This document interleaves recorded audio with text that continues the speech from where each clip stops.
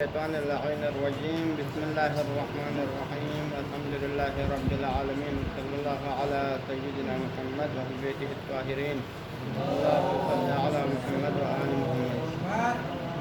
اما بعد بحث گفتگو ہماری چل رہی تھی شرائع فضولی کے حوالے سے جو اشکال ہے اس میں. ٹھیک ہے جی.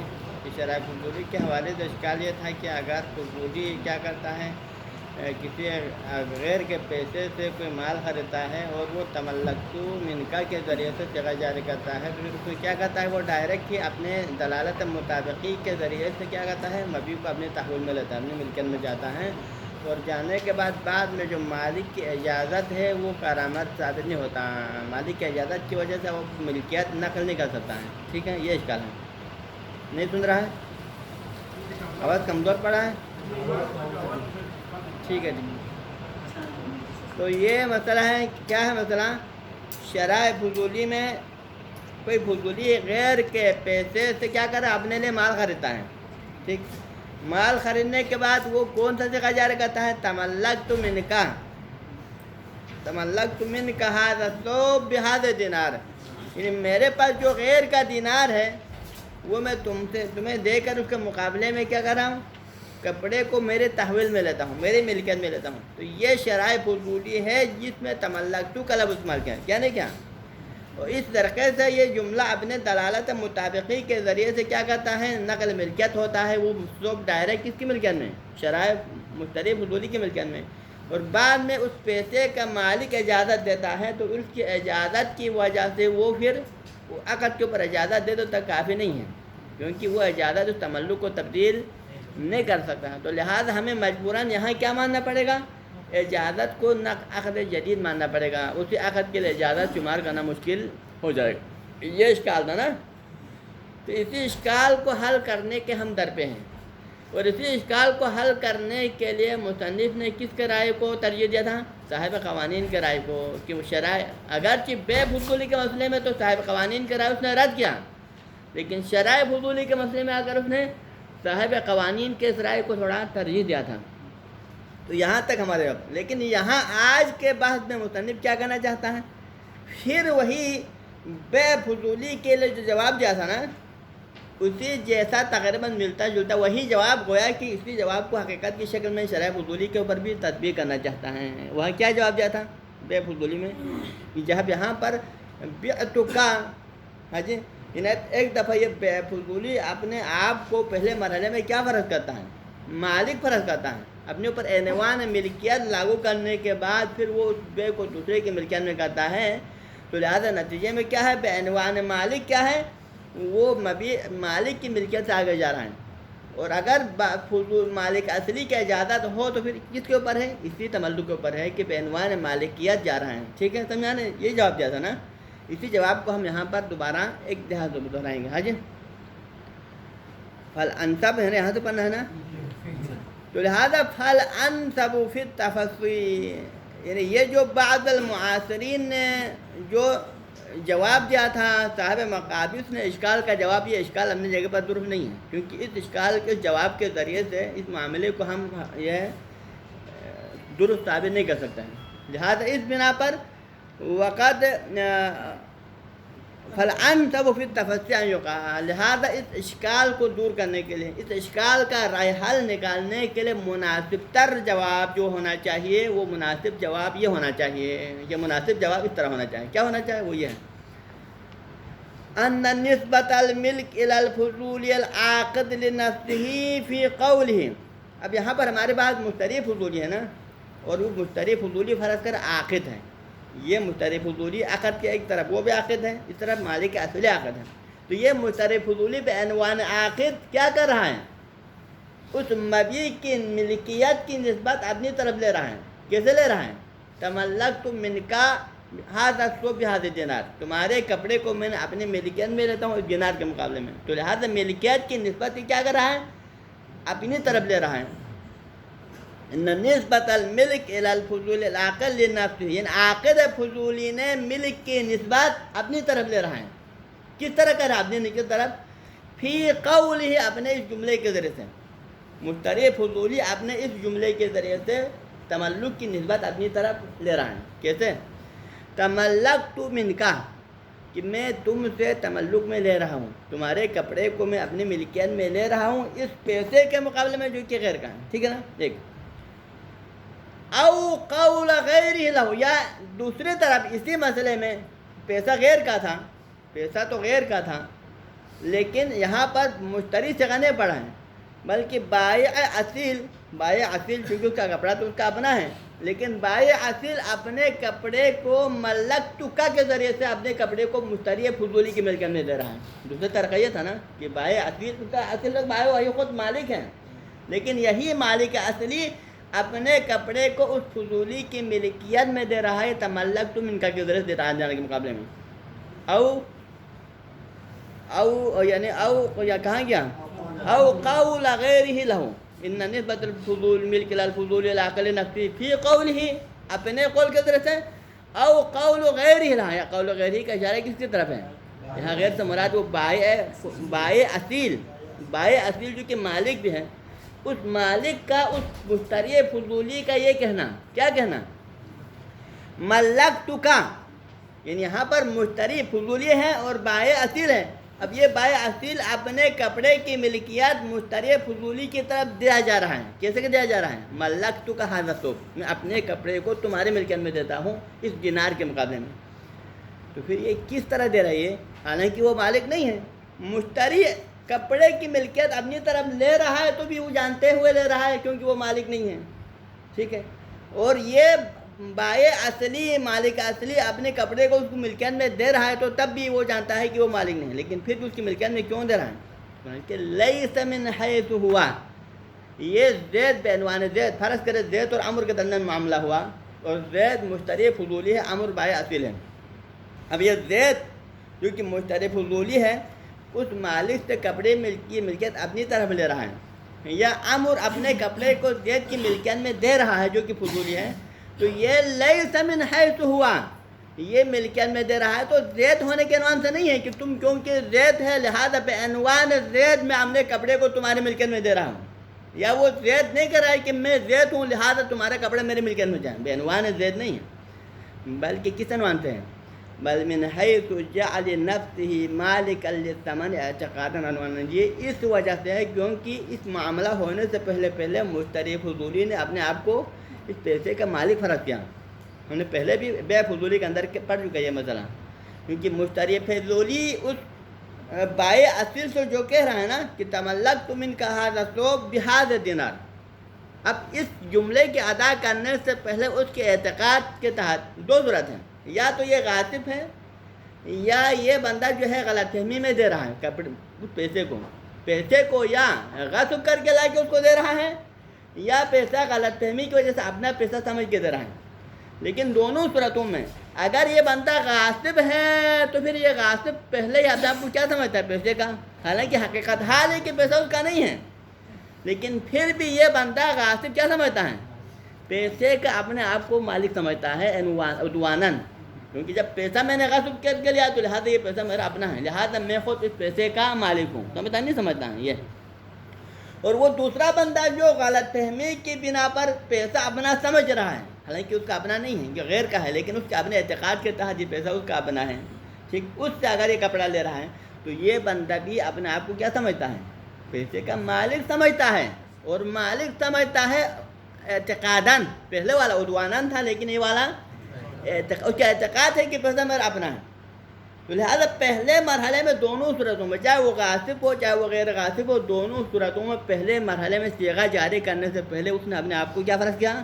مالک فرض کیا، اور بے عنوان مالک فرض کرنے کے بعد پھر اس نے بائع اصیل سے کہا کہ تمہارے کپڑے کو میں اپنی ملکیت میں لے رہا ہوں کیونکہ میں مالک ہوں اس پیسے کا، لہٰذا پیسہ میں تمہاری ملکیت میں دیتا ہوں، یہ کہا نا، تو لہٰذا اس بنا پر تملک کی نسبت اپنی طرف لے رہا ہے تو پھر اس کی ذاتی شخصیت کے عنوان سے نہیں لے رہا ہے بلکہ عنوان مالک، جو مالک کا عنوان ہے اس کی طرف لے رہا ہے، یعنی بالفاظ ذکر یہ کپڑے کی ملکیت اگر اس کی طرف جا رہا ہے تو پھر کس عنوان سے جا رہا ہے؟ بے عنوان مالک اس کی ملکیت میں جا رہا ہے، بے عنوان زید اس کی ملکیت میں نہیں جا رہا ہے، تو لہٰذا مالک کے عنوان پہلے اس پر آیا اور اس عنوان کے تحت یہ کپڑا چلا گیا، سمجھا نہیں رہا ہے۔ تو لہٰذا لیس من حیث ہوا، اگر یہ تملکتکا یا ملکتکا کے ذریعے سے کپڑے کی ملکیت اپنی طرف لے رہا ہے تو یہ من حیث ہوا نہیں ہے، اس کی ذاتی شخصیت کے لحاظ سے نہیں ہے، بل من حیث جعل نفسی مالکا للثمن، کیونکہ پہلے مرحلے میں مشتری فضولی نے کیا فرض کیا ہے؟ اپنے آپ کو ثمن کا، اس ثمن اور اس پیسے کا مالک فرض کیا ہے؟ کیسے فرض کیا ہے؟ اعتقاداً یا اعتقاداً اپنے آپ کو مالک فرض کیا، کب؟ اگر یہ غلط فہمی کی وجہ سے اس کو اپنا پیسہ سمجھ رہا تھا کہ غیر کا پیسہ تھا، اس کے جیب میں اپنا بھی پیسہ تھا، کسی کو اور کا بھی تھا، اور اس نے اس پیسے کو نکال کر دیا، اس اپنے پیسے کی نیت سے دیا، اس کے غیر کا پیسہ ہونے کو اس کو پتہ نہیں تھا، تو اعتقاداً اپنے آپ کو کیا سمجھا؟ پیسے کا مالک سمجھا۔ او عدواناً یا عدواناً، یعنی عدواناً اپنے آپ کو مالک سمجھتا ہے، یہ کب؟ کہ اگر اس نے پیسے کو کہیں سے غصب کر کے، چوری کر کے یا ڈاکہ ڈال کے لایا ہو تو پھر وہ اپنے آپ کو عدواناً مالک سمجھتا ہے، ٹھیک؟ تو لہذا اس بنا پر چاہے مشتری خود تملکت من کا کے ذریعے سے سوپ کو اپنی ملکیت میں لے رہا ہے تو تب اس عنوان سے، کیونکہ وہ خود اپنے آپ کو مالک سمجھتا ہے، یا دوسرا مالک اصیل، بائے اصیل ملکتکا کے ذریعے کپڑا اس کی ملکیت میں دے رہا تو بھی کس نے دے رہا ہے؟ کیونکہ وہ مالک ہے، کیونکہ وہ اپنے آپ کو کیا فرض کیا؟ پہلے مرحلے میں مالک ہوں، تو لہٰذا پہ عنوان مالک اس کی طرف ملکیت کی نسبت دیا۔ ولیذا، اسی وجہ سے، کیونکہ اس معاملے کا صحیح ہونے کے لیے شرط کیا ہے؟ پہلے مرحلے میں فضولی کو مالک فرض کرنا ضروری ہے، اسی وجہ سے لو عقد لنفسہ، اگر کوئی فضولی، چاہے وہ مشتری فضولی ہو چاہے وہ بائع فضولی کی شکل میں ہو، اگر کوئی فضولی معاملے کی نسبت اپنی طرف دے دے، عقد اپنے لیے کرے، اپنے لیے خریدنے کی نیت کرے، من دون البناء علی مالکیتہ، لیکن اس کے مالکیت پر بنا نہ رکھیں، یعنی وہ اپنے آپ کو مالک فرض نہ کریں، نہ عدواناً نہ اعتقاداً، بلکہ اب بھی اپنے آپ کو غیر مالک فرض کریں، لیکن غیر مالک فرض کرتے ہوئے یہ معاملہ کریں کہ میں تو غیر مالک ہوں، پیسہ تو فلان کا ہے، لہٰذا میں فلان کے پیسے کو دے کر کپڑے کو اپنی ملکیت میں لیتا ہوں۔ اگر اس طرح معاملہ کرنے کی طرح نے، اگر ملکیت پر بنا رکھے بغیر اگر اس طرح کا معاملہ کرے تو پھر لثمن التزمنا باللغویتہ، تو پھر ہم پہلے بھی ہم نے کیا کہا ہے کہ معاملہ لغو ہے، یہ معاملہ یعنی جو ہے معاوضے کے عنوان سے خارج ہو جائے گا۔ معاوضے کے عنوان اس معاملے پر صدق آنے کے لیے پہلے مرحلے میں شرط کیا ہے کہ مشتری کو اپنے آپ کو مالک فرض کرنا پڑے گا، لیکن اگر کوئی مشتری اپنے آپ کو مالک فرض نہ کرے، عدواناً و اعتقاداً غیر فرض کرے، پھر بھی اگر ثمن کے مقابلے میں مبیع کو اپنی ملکیت میں لینے کا ارادہ کرے تو پھر التزمنا باللغویتہ، تو ہم اس طرح کے معاوضے کے لغو ہونے کے قائل ہیں، ہم اس معاملے کو کیا سمجھتے ہیں؟ لغو سمجھتے ہیں۔ کیوں لغو سمجھتے ہیں؟ کیونکہ اس کے اس معاملے پر معاوضے کے عنوان سے کیونکہ معاوضے کے عنوان سے تک آنے کے لیے کیا چاہیے؟ یعنی مبیع جس کی ملکیت سے نکل رہا ہے ثمن اس کی ملکیت میں چلا جائے، یعنی معاوضہ طرفین جس کی ملکیت سے کوئی طرف نکلتا ہے دوسرا مال اسی کی ملکیت میں جانا چاہیے۔ حج کیوں ہمیں اس کے لغویات کا کیا حکم کیوں دیا؟ ضرورت ہے، اس وجہ سے ہم نے لغو قرار دیا کہ ضرورت عدم تحقق مفہوم المبادلہ، کیونکہ بدیہی بات ہے کہ معاوضہ اور مبادلے کا عنوان عرف عام کی نظر میں صدق نہیں آتا ہے۔ کس صورت میں؟ بتملک شخص المال بإزاء مال غیرہ، کہ اگر کوئی بندہ کیا کرے؟ بتملک شخص المال بإزاء مال غیرہ، کہ اگر کوئی بندہ جو کہ مال کا مالک نہ ہو، غیر مالک ہو، لیکن وہ بندہ کسی دوسرے کے مال کے مقابلے میں اپنے آپ کو مالک سمجھتے ہیں، مال کسی اور کا ہے اور اس کا اپنا اعتقاد بھی یہ ہے کہ مال میرا نہیں ہے، لیکن اس غیر کے مال کے مقابلے میں کسی مال کے اپنے آپ کو مالک فرض کرے تو پھر اس مال کے اوپر، اس معاملے کے اوپر اور عام کے نظر میں معاوضے کا عنوان صدق نہیں آتا ہے، معاملے کا عنوان صدق نہیں آتا ہے، مبادلے کا عنوان اور بے کے صحیح ہونے کے لیے شرط کیا ہے؟ بے کے اوپر اوف بالعقود کا عنوان آنے کے لیے کسی بے کے اوپر تجارت ترازن آنا چاہیے، احل اللہ العقود آنے کے لیے پہلے مرحلے میں کیا چاہیے؟ اور فن معاوضے کے عنوان سے تک آنا چاہیے، اور فن مبادلۃ مالک بمالک میں عنوان پہلے سے تک آ جائے تو پھر یہ بے ہوگا، پھر جا کے احل اللہ البے آ جائے گا نا، لیکن یہاں پر پہلے مرحلے میں مبادلہ صدق نہیں آ رہا ہے، معاوضہ صدق نہیں آتا ہے، تو اس طرح میں پھر یہ معاملہ سرے سے کیا ہو جائے گا؟ لغو ہو جائے گا۔ ہاں جی، ضرورت عدم و تحقق مفہوم المبادلہ، کیونکہ مبادلے کے مفہوم سرے سے تحقق پذیر نہیں ہوتا ہے، صدق نہیں آتا ہے۔ کس صورت میں؟ بتملک شخص، کہ اگر کوئی شخص تملک کرے المال، مال کو تملک میں لائے، کس کے مقابلے میں؟ بِإِزَالِ مَالِ غَيْرِهِ، کسی غیر کے مال کے مقابلے میں، کہ جو پیسہ تو دے رہا ہے غیر کا پیسہ دے رہا ہے، لیکن غیر کے پیسے کے مقابلے میں اس کے مقابلے میں آنے والے پیسے کو جو کپڑا ہے یا موبائل ہے وہ کس کی ملکیت میں لے رہا ہے؟ اپنی ملکیت میں لے رہا ہے، تو یہ اس کے اوپر مبادلے کے عنوان سے نہیں آتا ہے۔ حج فالمبادلۃ الحقیقیہ من العاقد لنفسہ لا یکون، پس عاقد کو عقد کرنے والا جو عاقد ہے وہ کسی مبادلے کو اپنے لے کرنا چاہے، حقیقی مبادلہ کرنا چاہے اور مبادلے کا رخ اپنی طرف پھیرنا چاہتا ہے، اس کے ایک طرف کو اپنی ملکیت میں لانا چاہتا ہے، تو یہ لا یکون مبادلۃ الحقیقیہ من العاقد لنفسہ، کسی عاقد کا اپنے حق میں مبادلہ کا مفہوم تحقق پذیر نہیں ہوتا ہے، الا مگر مبادلے کے عنوان اس کے حق میں تحقق پذیر وہاں ہو سکتا ہے کہ اذا کان مالکا حقیقی او جعین، کی جو بندہ اپنے حق میں مبادلے کے عنوان لانا چاہتا ہے یا تو وہ مالک حقیقی ہو کم کم، یا کم سے کم مالک ادعائی ہو، اپنے آپ کو مالک ہونے کا دعویٰ کرے، تب جا کے عرف عام کے نظر میں مبادلہ صدق آتا ہے اس کے معاملے پر، وہی اس کے معاملے پر مبادلے کے عنوان سے نہیں آتا۔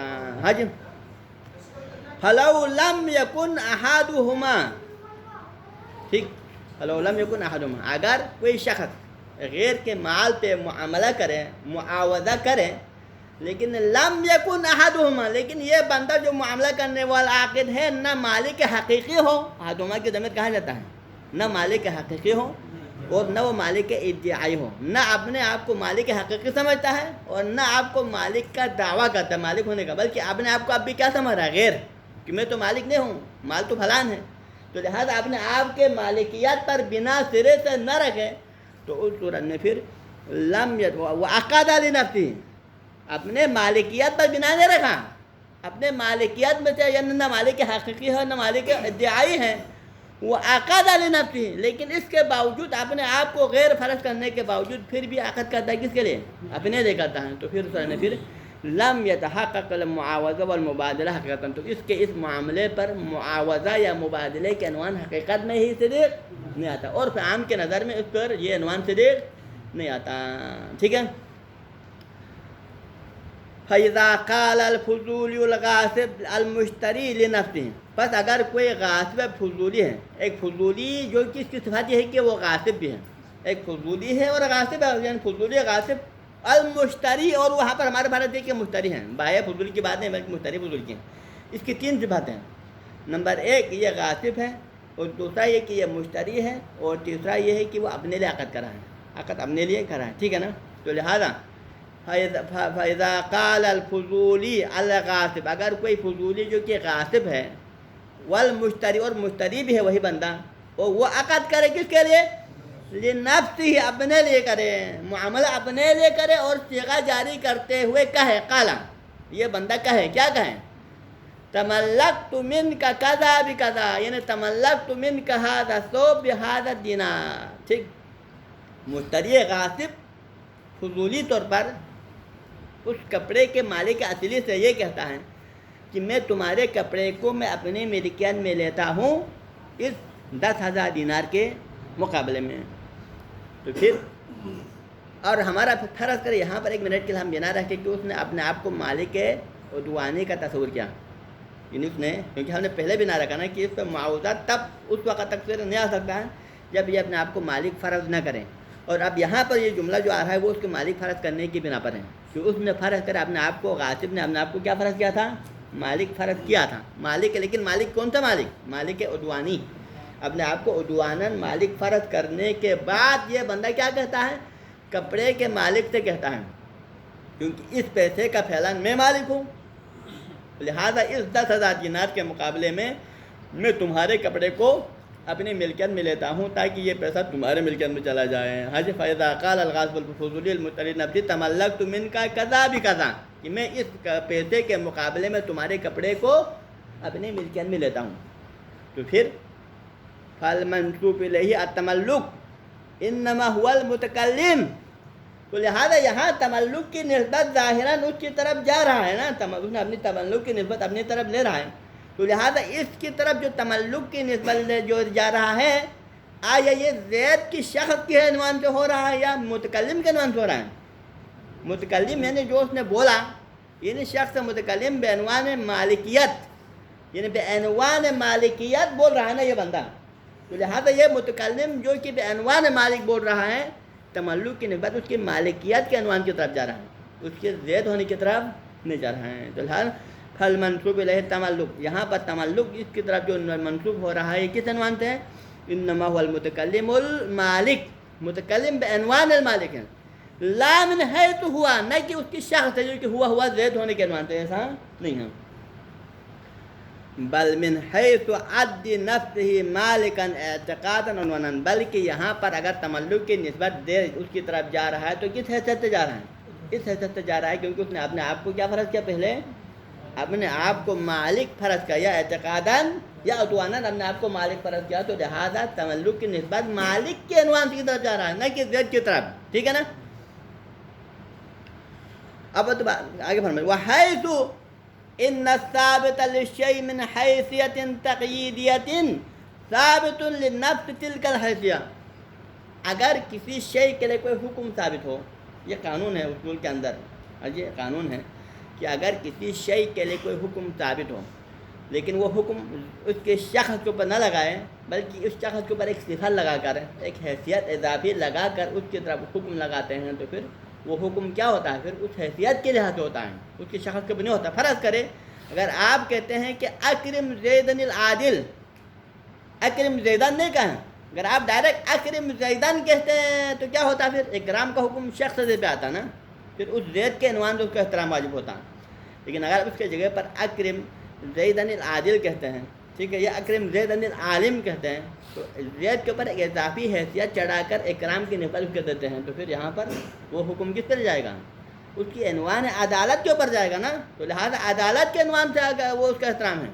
لیکن جب عدالت فرض کرے اس کے اندر منتفی ہے تو پھر اکرام منتفی ہو جائے گا، لہٰذا صحیح نہیں ہے، اور نتیجے میں پھر یہی حکم عموم بھی ہو جائے گا، کہ یہاں پر حکم عام ہو جائے گا نا، کہ کیونکہ وہ عادل ہے لہٰذا اس کا احترام ہو، مطلب کہ جہاں پر بھی عادل ہے یہ حکم ثابت کرے گا کہ جہاں پر بھی عادل ہے اکرام اس عادل کے اوپر ہے، نہ کہ اس کے شخص کے اوپر ہے، تنگانے رہے۔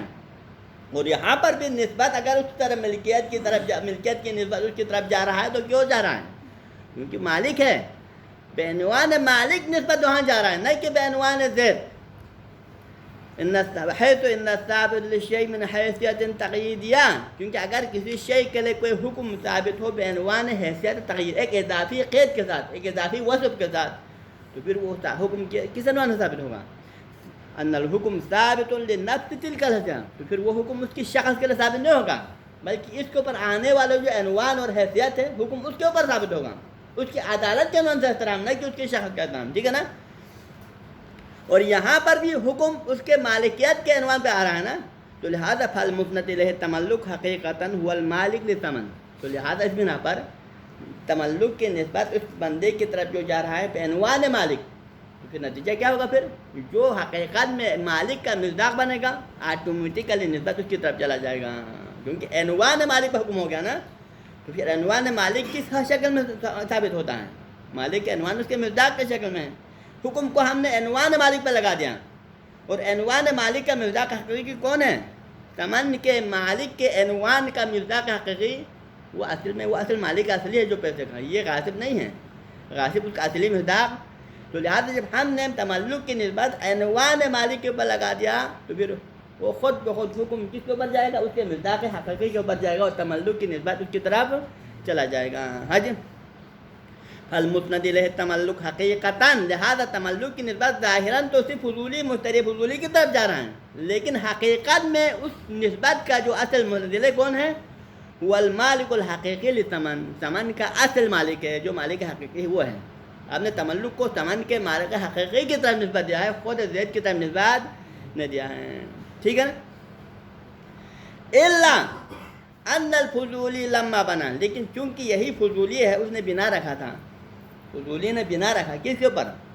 علی انہ المالک، بنا کس طرح کا تھا فضولی نے؟ کہ مالک میں خود ہوں، میرے اوپر مالک کا عنوان آ رہا ہے، یہ سے سمجھا۔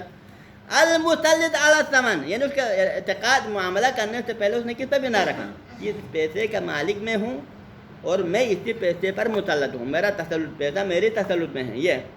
تو لہٰذا اس بنا پر اسند ملک المثمن الذی هو بدل الثمن الی نفسه، تو لہٰذا اس بنا پر یا اس خود نے یا وہ دوسری طرف سے بائی اصیل نے اس کی طرف مثمن کی نسبت بھی دیا، کیونکہ اس نے آپ کو ثمن کا مالک فرض کیا، تو لہٰذا نتیجے میں پھر مثمن کے مالک نے یا اس خود نے اس مثمن ثمن کے بدلے میں کیا تھا، ثمن کے بدل میں مثمن آتا ہے نا. تو پھر کیونکہ اس نے فرضی تو آپ نے آپ کو ثمن کا مالک فرض کیا، تو مثمن کی ملکیت کی نسبت کہاں جائے گا، اسی ظاہراً ثمن کے جو مالک کے اوپر عنوان آ رہا ہے اسی کی طرف جائے گا.